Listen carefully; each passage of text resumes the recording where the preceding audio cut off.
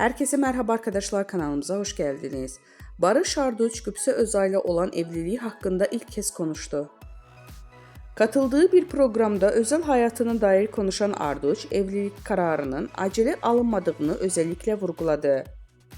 Barış Arduç ve Gübse Özay'ın hikayesi 2014 yılında birlikte rol aldıkları Dilha filminin setinde başladı. 7 yıl süren bir birlikteliğin ardından çift pandemi döneminde evlenme kararı aldı. 2022 yılında Can Asya ile kucaklarına aldı ve ailelerini büyüttüler. Evliliğe dair en dikkat çeken sözleri ise ilişkide dengeye verdiği önem oldu. Barış Arduç, hayat sadece evlenmekten ibaret değil. Eşinizle sıkılmayı da başarabilmeniz lazım. Her şeyi birlikte yapmak zorunda değilsiniz.